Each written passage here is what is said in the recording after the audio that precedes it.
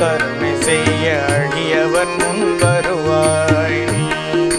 ராமகிருஷ்ண தர்மதாயே சாரதையே, ராமகிருஷ்ண தர்மதாயே சாரதையே, உனதருளால் துயரெல்லாம் நிர்மூலமே, உனதருளால் துயரெல்லாம் நிர்மூலமே.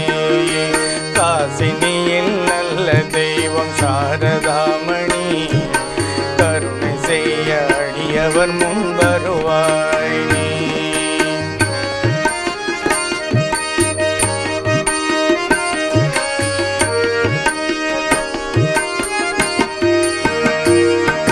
சீடரது நெஞ்சினிலே வாழும் தேவி, சிறப்புடனே இவ்வுலகை காப்பவள் நீயே.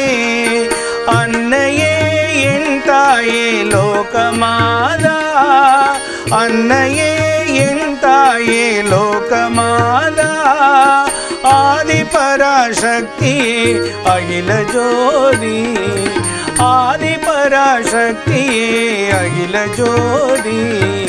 காசினியில் நல்ல தெய்வம் சாரதாமணி, கருணை செய்ய அடியவர் முன் வருவாய் நீ.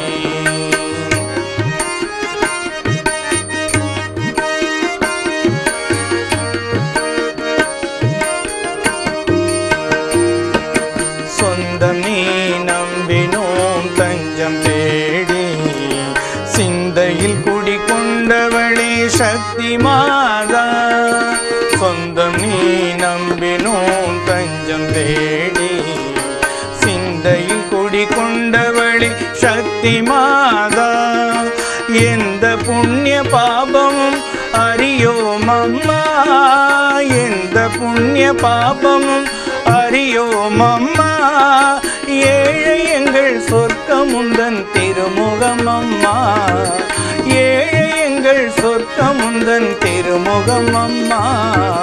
காசினியில் நல்ல தெய்வம் சாரதாமணி, கருணை செய்ய அடியவர் முன் வருவாய் நீ. ராமகிருஷ்ண தர்மதாய் சாரதையே, ராமகிருஷ்ண தர்மதாய் சாரதையே, உனதருளால் துயரெல்லாம் நிர்மூலமே, உனதருளால் துயரெல்லாம் நிர்மூலமே. காசினியில் நல்ல தெய்வம் சாரதாமணி, கருணை செய்ய அடியவர் முன் வருவாய் நீ, கருணை செய்ய அடியவர் முன் வருவாய் நீ, கருணை செய்ய அடியவர் முன் வருவாய் நீ.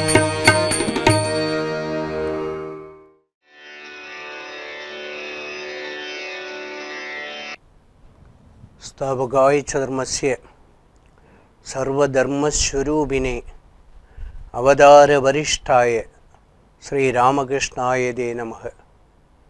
ஜனனீம் சாரதா தேவீம் ராமகிருஷ்ணம் ஜெகத்குரும் பாதபத்மே தயோஸ்ருத்வா பிரணமாமி முகுர்முகு. நம ஸ்ரீ அதிராஜாய விவேகானந்த சூரையே சச்சித் சுகஸ்வரூபாய சுவாமினே தாபகாரிணி.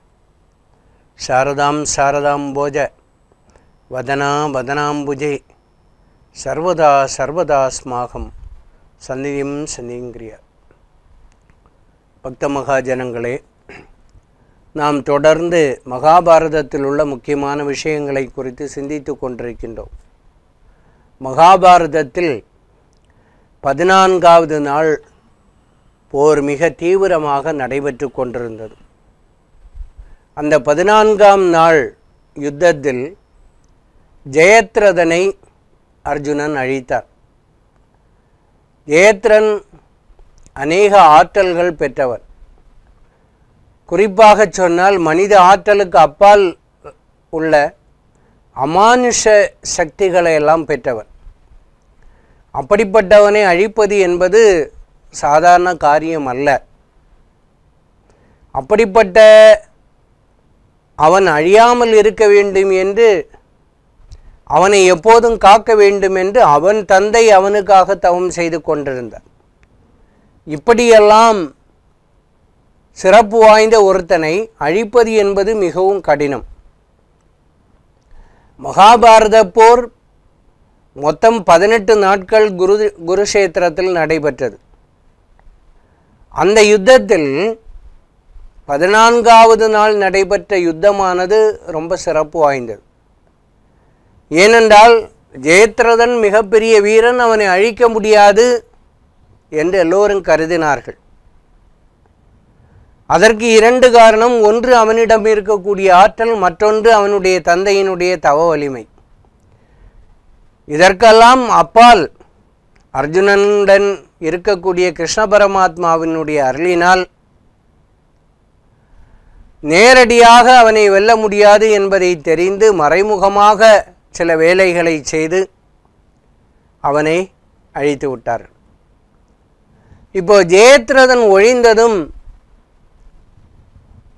அதாவது அவனுடைய மைத்துனன் துரியோதனன், அதாவது துரியோதனனுடைய தங்கையாகிய துஸ்ஸலையைத்தான் ஜெயத்ரதன் திருமணம் செய்து கொண்டிருக்கின்றான். தங்கைக்கு வாக்கு கொடுத்திருந்தான். அதே போல ஜெயத்ரதனையும் நாங்கள் காப்பாற்றுவோம் என்று வாக்கு கொடுத்திருந்தார். அதனால தான் ஜெயத்ரதனை சுற்றி மிகப்பெரிய வீரர்களை எல்லாம் அவன் நிறுத்தி இருந்தான். அவனுக்கு அவ்வளவு பாதுகாப்பு போடப்பட்டிருந்தது. இருந்தாலும் விதி யாரை விட்டது? சூரியன் மறைந்து, சூரியன் கிருஷ்ணனினுடைய மாயா சக்தியால் மறைக்கப்பட்டது. உடனடியாக அவன் ஒளிவிலிருந்து வெளியே வந்தான். அந்த வீரர்களுடைய பாதுகாப்பிலிருந்து வெளியே வந்தான். ஏனென்றால் அர்ஜுனன் தீ மூட்டி இறப்பதை அவன் பார்க்க விரும்பினான். கிருஷ்ணன் மீண்டும் தன்னுடைய மாயா சக்தியால் சூரியனை வெளியே கொண்டு வந்தான். உடனடியாக அர்ஜுனன் பசுபதாஸ்திரத்தை எய்து அவனை அழித்து விட்டான். அப்படிப்பட்ட ஜெயத்ரதனை காப்பாற்றுவதற்கு வாக்கு கொடுத்திருந்த துரியோதனன் காப்பாற்ற முடியவில்லை. இரண்டாவது, தன்னால் தன்னுடைய தங்கை விதவையாகி போய்விட்டாள். சிந்து தேசத்திலிருந்து வந்த படைகள் அனைத்தும் அழிக்கப்பட்டன. இப்படியாக பல பிரச்சனைகளுக்கு இடையில் துரியோதனன் ரொம்ப நொந்து கொண்டே துரோணாச்சாரியாரை அணுகினான். அவர்தான் அந்த படைக்கு தலைமை தாங்கியிருந்தார். மிகுந்த வேதனையில் துரோணாச்சாரியாரிடம் சென்றார். இப்போ துரோணாச்சாரியார் சொன்னார், ஜெயத்ரதனுடைய அழிவு என்பது என்றோ நிர்ணயிக்கப்பட்ட ஒன்று. மேலும் கிருஷ்ண பரமாத்மா அர்ஜுனனை காப்பாற்றி கொண்டிருக்கின்றார். பகவானுக்கு எதிராக நம்ம ஏதாவது செய்ய முடியுமா? செய்ய முடியாது. நான் அதைத்தான் ஏற்கனவே உனக்கு சொன்னேன். கிருஷ்ணன் அர்ஜுனனுடன் இருக்கும் வரை யாரும் அவனை ஒன்றும் செய்ய முடியாது, பஞ்சபாண்டவர்களை அசைக்க முடியாது என்று சொன்னேன். இப்பொழுதும் கூட நேரமாகிவிடவில்லை. நீ விரும்பினால் நாம் சமாதானம் பேசிக்கொள்ளலாம் என்று. துரியோதனன் கொதித்தெழுந்தான். அப்படியெல்லாம் வேண்டாம்.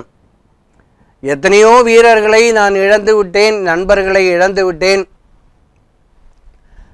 கடைசியாக ஜெயத்ரதனையும் இழந்து விட்டேன். எனவே நான் வீர மரணம் அடைந்து நேராக சொர்க்கத்திற்கு சென்று என்னுடைய நண்பர்களுடன் நான் ஒன்று சேர்ந்து கொள்ளத்தான் விரும்புகின்றேன். வேறு என்னால் என்ன செய்ய முடியும்? அதற்காக நான் சென்று அவர்களிடம் சமாதானத்தை பேச நான் விரும்பவில்லை என்று சொல்லிக்கொண்டு ரொம்ப கண்ணீருடன் அந்த இடத்தை விட்டு சென்றார். அப்போது துரோணாச்சாரியார் சொன்னார், துரியோதனா, கவலைப்படாதே. என்னுடைய ஆற்றல் நான் உயிரோடு இருக்கிறது வரை உனக்காக நான் பாடுபடுவேன். ஏனென்றால் செஞ்சோற்று கடன் என்று ஒன்று இருக்கின்றது. எனவே நான் உனக்காக போர் புரிந்து பாண்டவர்களை அழிப்பேன். அதுவரை நான் என்னுடைய உடம்பில் போர்த்தி இருக்கக்கூடிய இந்த கவசத்தை கழத்த மாட்டேன் என்று சத்தியம் செய்து கொண்டு அடிபட்ட புலி போல் அந்த பாண்டவர்கள் இருக்கக்கூடிய இடத்தை நெருங்கி தன்னுடைய அஸ்திரத்தால் பாண்டவர்கள் படைகளை அழித்து குவித்து கொண்டிருந்தார். அப்பொழுது பீமன் அதை பார்க்கின்றார். பார்த்து இவரை கேவலமாக திட்டுகின்றார். நீரெல்லாம் ஒரு பிராமணனா, ஏன் இப்படி செய்கின்றீர்கள்? தவம் தியானம் என்று இருப்பதை விட்டுவிட்டு எத்தனையோ வரை குவித்து தள்ளுகின்றீர்களே, இரக்கமற்ற கொடியவன் போல் இருக்கின்றீர்களே. உம்மிடமெல்லாம் நான் வித்தை பயின்றிருக்கின்றேனே என்று வெட்கப்படுகின்றேன் என்று சொல்லிவிட்டு நகர்ந்தார். எதை யார் என்ன சொன்னாலும் அவர் அதை கேட்பதாக இல்லை. பீமன் உடனடியாக என்ன செய்தான் என்றால், வீரர்களை அழித்து என்ன பயன் என்று சொல்லி நேராக சென்றான். கௌரவர்களில் இவனுக்கு பங்காளிகள், அதாவது இவனுடைய பெரியப்பாவினுடைய பிள்ளைகள், அவர்கள் ஒவ்வொருவரையாக பிடித்தான். கழுத்தை திருகி ஓங்கி அடித்து கொன்றான். பீமனுடைய ஆற்றலுக்கு முன்பு அவர்கள் ஒன்றும் செய்ய முடியவில்லை.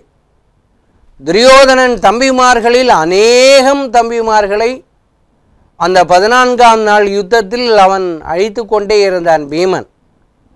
அதே வேளையில் துரோணாச்சாரியார் பாண்டவர்களுக்கு உதவி செய்யக்கூடிய மன்னர்களையும் பாண்டவர் பக்கத்தில் இருந்த சேனைகளையும் அழித்து கொண்டிருந்தான். இரண்டுவரில் யார் சிறந்த விதத்தில் யுத்தம் செய்தார்கள் என்றால் பீமன் தான்.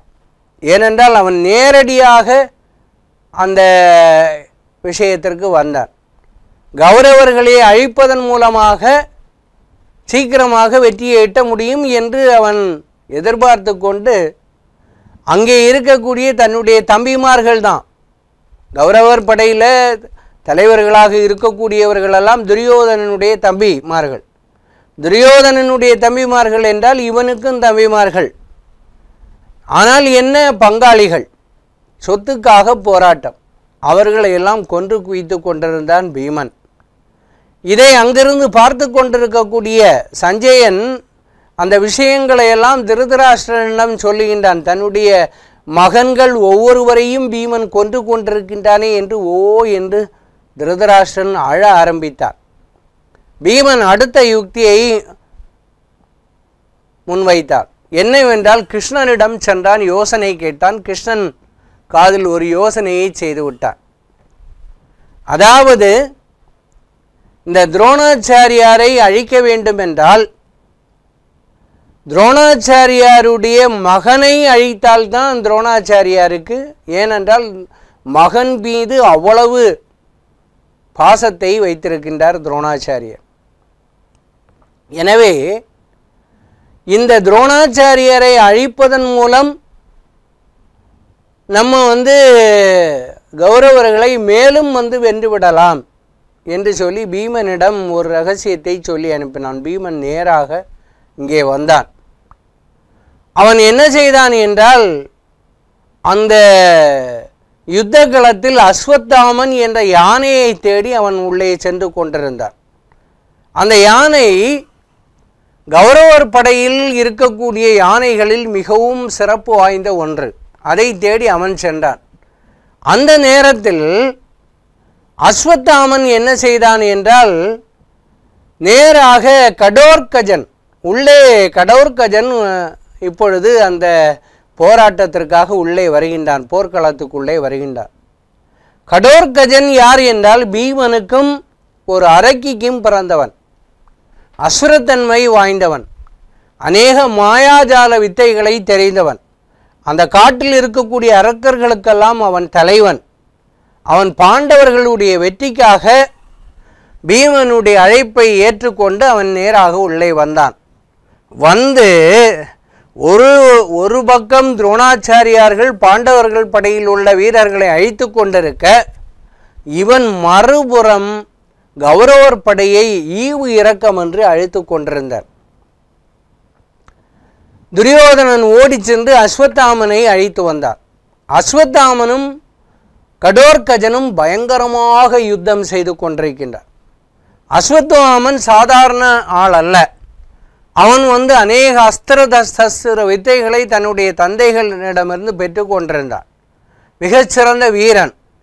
எனவே அவன் கடோர்கஜனுக்கு ஈடு கொடுத்து கொண்டு அங்கே யுத்தம் நடைபெற்றது. ஆனால் சிறிது நேரம் அஸ்வத்தாமனால் சமாளிக்க முடியவில்லை. இவன் எய்யக்கூடிய ஒவ்வொரு சிறப்பு வாய்ந்த அஸ்திரமும் எங்கு செல்கின்றது என்று தெரியவில்லை. ஏனென்றால் கடோர்கஜன் மாயாவி.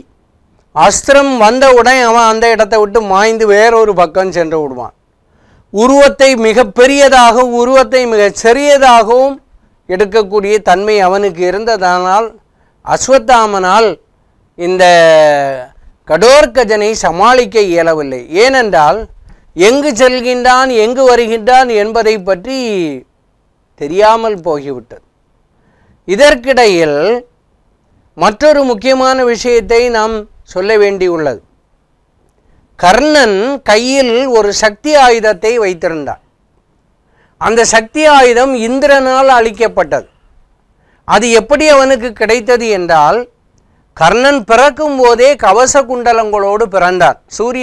சூரியனுடைய புத்திரன். குந்தி ஒரு முக்கியமான வரத்தை பெற்றிருந்தாள். அதாவது துர்வாசா முனிவருக்கு சேவை செய்து அதன் மூலம் சில வரங்களை பெற்றிருந்தால் அந்த வரத்தை பரிசீலிப்பதற்காக அவள் திருமணமாகும் முன்பே ஒரு மந்திரத்தை உச்சரித்தாள். அந்த மந்திரத்தினுடைய அதிபதி சூரியன் அவன் வந்து அவனுடைய அருளால் கர்ணன் பிறக்கின்றான். கர்ணனை பிறந்தவுடன் அவள் வந்து கவச குண்டலத்தோடு பிறந்த குழந்தையை ஆற்றில் விட்டு விடுகின்றாள் ஒரு பேழையில் வைத்து கொண்டு. மீண்டும் இவள் இளமையாகி விடுகின்றாள். அதாவது அந்த வரத்தினுடைய மகிமை அப்படிதான். ஒரு குழந்தையை பெற்றவுடன் மீண்டும் அது வந்து என்ன கன்னி பருவத்தை அடைந்து விடுவார். அப்போ கவச குண்டலம் இருப்பது வரை அவனை யாரும் அழிக்க முடியாது என்பது இந்திரனுக்கு தெரியும். இந்திரனுடைய மகன் அர்ஜுனன். இந்திரனுக்கும்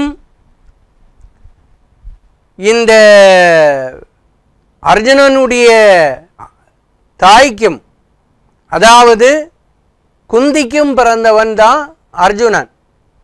அப்போ தன்னுடைய மகன் அழிந்து விடக்கூடாது என்பதில் இவனுக்கு ரொம்ப அக்கறை அதிகம்.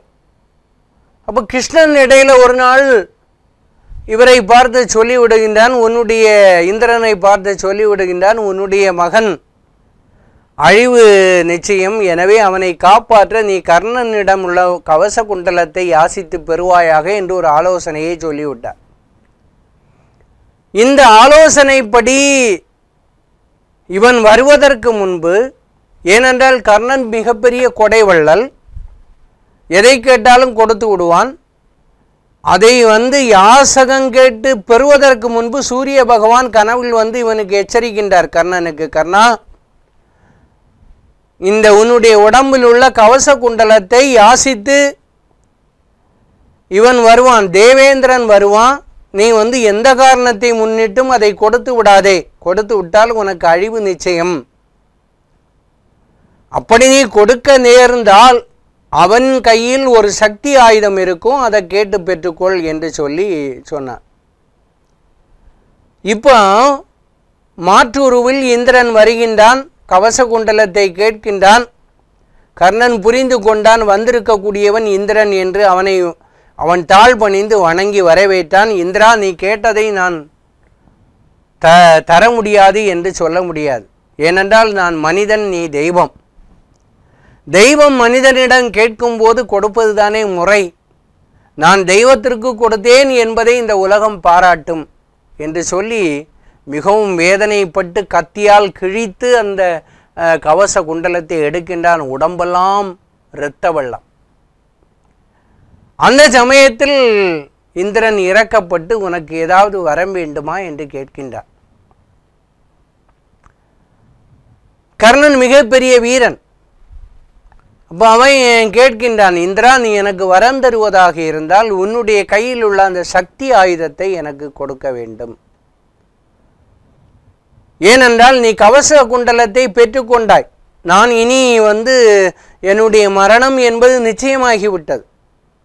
இருந்தாலும் அர்ஜுனனை அழிப்பதற்கு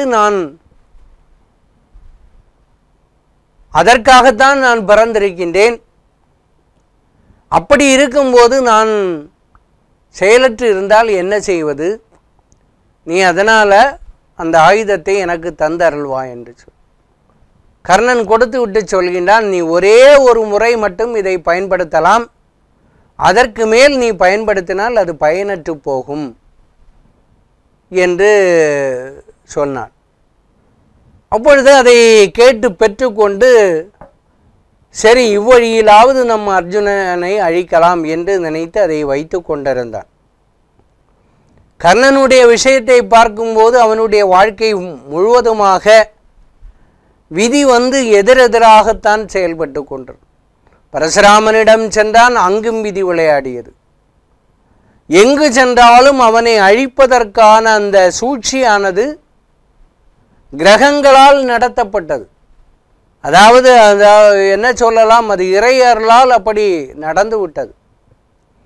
இங்கேயும் அதனால் அவனிடம் இருக்கக்கூடியதை வாங்கி விடுகின்றான். ஒரே ஒரு ஆயுதத்தை இவன் பெற்று கொண்டிருக்கின்றான். அந்த ஆயுதத்தை அவன் எடுத்து கொண்டு வந்தான். இப்பொழுது அவன் போர்க்களத்திலிருந்து சொல்லுகின்றான், கிருபாச்சாரியார் பக்கத்தில் இருந்தார், அவரிடம் சொல்லுகின்றான், நான் இப்போது அர்ஜுனனிடம் யுத்தம் செய்ய போகின்றேன், என்னுடைய சக்தி ஆயுதத்தால் அர்ஜுனனை நான் அழிக்க செல்கின்றேன் என்ற ஒரு வார்த்தையை சொன்னான். அவர் சொன்னார், நீ வாய் சவுடால் தான் விடுவதற்கு சரி, உன்னால் எதையும் செய்ய முடியாது, நீ வாய் சொல் வீரன், நீ உண்மையான வீரன் கிடையாது. அர்ஜுனன் பக்கத்தில் கிருஷ்ணன் இருக்கின்றான், அவர்கள் எல்லாரும் 2 பேரும் அவதார புருஷர்கள், அவர்களை ஒன்று நீங்கள் அசைக்க கூட நீ முடியாது. நரநாராயணர்கள் தர்மத்தை காப்பாற்றுவதற்காக அவதரித்தார்கள், அவர்களை நீ தூசு கூட ஒன்றும் பண்ண முடியாது, பேசாமல் போய்விடு என்று சொல்லுகின்றார். கர்ணனுக்கு கோபம் வந்தது, உன்னுடைய நாக்கை நான் கண்டந்துண்டமாக வெட்டி விடுவேன், இப்படி பேசி என்னை வீரன் அல்ல என்று பேசி உன்னை நான் சும்மா விட மாட்டேன் என்று கிருபாச்சாரியாரிடம் சத்தம் போடுகின்றார். அப்பொழுது அதை கேட்டு அஸ்வத்தாமன் ஓடி வருகின்றார். கிருபாச்சாரியார் யார் என்றால் அஸ்வத்தாமனுடைய தாயினுடைய சகோதரன். ஓடி சொல்லுகின்றான், ஆமாம் என்னுடைய மாமா சொன்னது சரிதான், நீ வாய் சவடால் தான் விட முடியுமே தவிர உன்னால் ஒன்றும் பெரிதாக ஒன்றும் பண்ண முடியாது, நீ இப்பொழுதே என்னுடைய மாமாவிடம் மன்னிப்பு கேட்டுக்கொள் என்று சொல்லி அவனும் சொல்ல ஆரம்பித்தான். இப்போ அஸ்வத்தாமன் மற்றும் கிருபாச்சாரியார் போர் செய்வதை விட்டு கர்ணனுடன் சண்டைக்கு போகிறாங்க. ஒரே கட்சியில் பிரச்சனை. இதை பார்த்து கொண்ட துரியோதனன் எங்கிருந்தோ ஓடி வந்தான், இவர்களை கையெடுத்து கைகூப்பி கும்பிட்டான். நம்முடைய லட்சியம் என்ன? பாண்டவர்களை அழிப்பது. தேவையில்லாமல் நீங்கள் உங்களுக்குள்ளே சண்டை போட்டால் என்ன செய்வது? அப்படி செய்யாதீர்கள், நான் அரசன் சொல்கின்றேன், நீங்கள் உங்களுடைய சண்டையை விட்டு மீண்டும் போருக்கு செல்லுங்கள் என்று.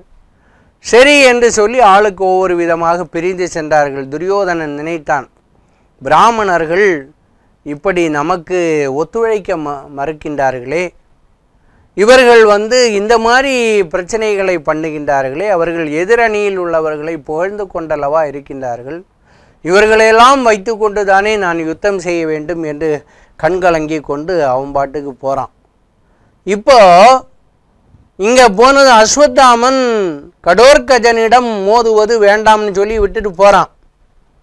கடோர்கஜனும் அங்கே படைகளெல்லாம் நொறுக்கி கொண்டிருக்கின்றார்.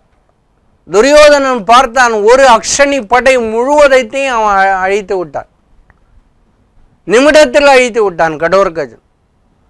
அவனுக்கு வேற ஒன்றும் தெரியல. துரோணாச்சாரியாரை தேடினார், அவரை எங்கே போய் பார்க்கறதுன்னு தெரியல. அந்த கூட்டத்துக்குள்ள ஓடி வந்தான், நண்பா கர்ணா நீதான் காப்பாற்ற வேண்டும், இந்த இவன் இருக்கானே கடோர்கஜன், இவன் பார்த்தீங்கன்னா அது பீமனுடைய மகன், எல்லாவற்றையும் முடித்து விடுவான் போல இருக்கின்றது, இன்றோடு நம்முடைய படைகள் முழுவதும் போயிடும், அசுரன், அவனை எப்படியாவது நீ அழிப்பாயாக என்று சொன்னான். அதற்கிடையில் அர்ஜுனன் தூரத்திலிருந்து கர்ணனை பார்த்தான். அர்ஜுனன் உடனே கிருஷ்ணனிடம் கேட்டார், கிருஷ்ணா கர்ணன் வருகின்றான், நான் அழிக்கப் போகின்றேன் என்று சொல்லி. இரவு நேரத்தில் இந்த விஷயங்கள் 14ஆம் நாள் இரவு நேரத்தில் இது போர் தொடர்ந்து நடைபெற்று கொண்டிருக்கின்றது. கிருஷ்ணன் பார்த்தான், இவனை இப்பொழுது அனுப்பினால் கர்ணன் கையில் இருக்கக்கூடிய சக்தி ஆயுதத்தால் இவனை எளிதில் கொன்று விடுவான், அதனால் நீ இப்போ போக வேண்டாம்ப்பா, நான் சொல்கிறபடி நீ கேட்கணும், நீ சற்று நேரம் ஓய்வெடுத்துக்கொள்ள, இல்லது வேறு யாரிடமாவது போருக்கு போ, துரோணாச்சாரியார் இருக்கார் அவர்கிட்ட நீ போருக்கு போ, மற்றவர்களை விட்டு விடு என்று சொல்லி கடோர்கஜனை கூப்பிட்டான். ஓடி வந்தான் கடோர்கஜன்கிட்ட சொன்னான், நீ போய் கர்ணனை தொலைத்து கட்டு என்று சொல்லி. இவன் போய் கர்ணனிடம் மோதுகின்றான். கர்ணன் எக்கச்சக்கமான அஸ்திரங்களை அனுப்புகின்றான். அனைத்திலிருந்து இவன் தப்பித்து கொண்டான். கர்ணன் முன்பு இருந்து கர்ணனையும் தாக்குகின்றான், துரியோதனனுடைய தம்பிமார்களையும் தாக்குகின்றான், துரியோதனனுடைய படைகளையும் தாக்குகின்றான். துரியோதனன் சொன்ன, கர்ணா என்ன நீ பார்த்து கொண்டிருக்கின்றாய், செயலற்று கொண்டிருக்கின்றாயே, ஏதாவது ஒரு வழி செய்ய என்று கர்ணன் பார்த்தான். தன்னுடைய நண்பன் கெஞ்சுகின்றானே என்று சொல்லி கர்ணனை அழிப்பதற்காகவே வைத்திருந்த அந்த ஒரே ஒரு அஸ்திரம், சக்தி ஆயுதம், அதை எடுத்துக்கொண்டு அதை மந்திரம் சொல்லி இங்கே அனுப்பிவிட்டான் கடோர்கஜனை அழிக்க. சக்தி ஆயுதம் மிகப்பெரிய அளவில் சீறி கொண்டு போகின்றது. கடோர்கஜன் பார்த்தான், இந்த சக்தி ஆயுதத்திலிருந்து தம்மால் தப்பிக்க இயலாது. எனவே அது அழிக்கும் முன்பு மிகப்பெரிய உருவத்தை எடுத்தான். மண்ணிற்கும் வானத்திற்கும் இடையில பெரிய உருவம் ஒன்றை எடுத்தான். எடுத்துக்கொண்டு சக்தி ஆயுதம் அவன் மார்பை பிளந்து கொண்டு நேராக இவரிடம் சென்று விட்டது.